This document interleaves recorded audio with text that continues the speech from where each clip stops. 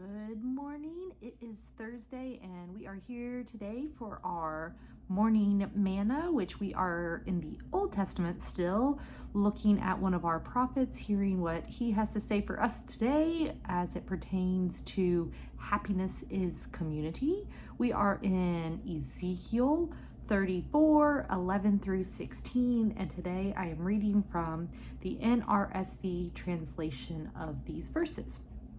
For thus says the Lord God, I myself will search for my sheep, and I will seek them out.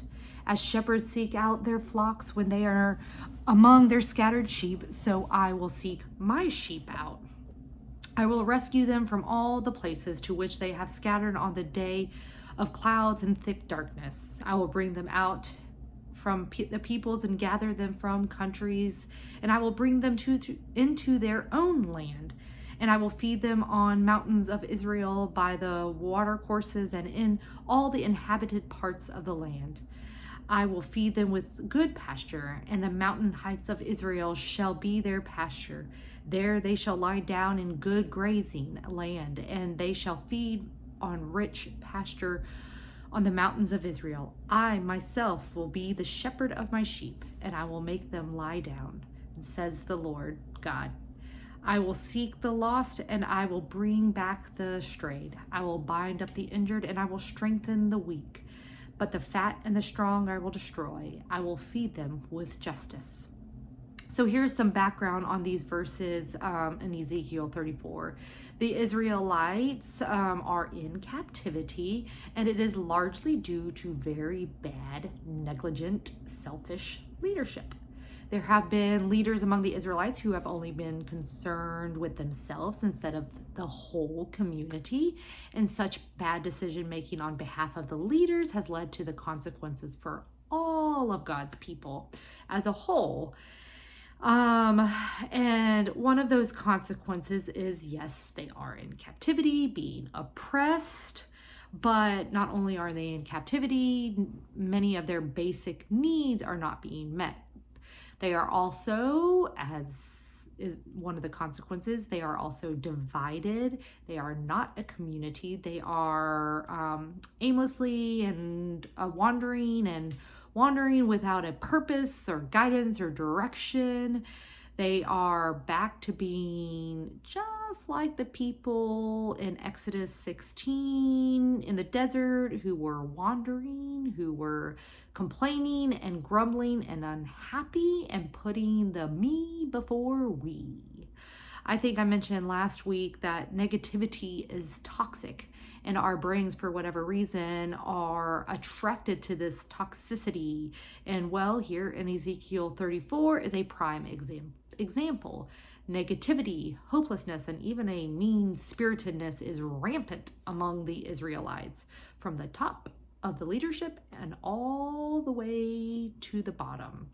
So here we have brother pastor prophet Ezekiel reminding the people of Israel.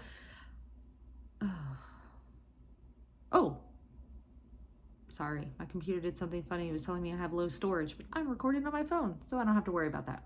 All right, so brother prophet pastor Ezekiel is reminding the people of Israel's and also reminding us today, we can put ourselves in this story, what good leadership, what healthy friendship, what life-giving community looks like. God sets the example for us of how to exist in community as God exists in community. We talked about that 2 days ago, so that all belong, all have their needs met, their physical, spiritual, and emotional needs, all needs are met, and they feel a sense of belonging, togetherness. In just 2 verses, God says, I will 12 times. Count them up in 2 verses. I will 12 times.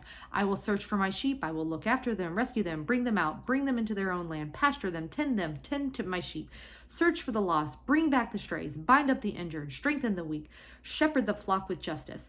These are the I wills of the community we are called to be as the people of God. Not just people concerned with our own happiness or our own little small circle, very exclusive circle of happiness of people, but people of God are concerned with everyone's happiness. Our happiness is tied up with everyone else's. And when we focus on making others happy, we in turn become happy, are happy. Happiness is community in that it is not selfish. In fact, when we focus on only me, myself, and I, that unholy trinity that was dubbed by Will Willimon, we neglect the community the very same way that some of the Israelites did, which led to them being in captivity, being divided, not having their needs met in the days of Ezekiel.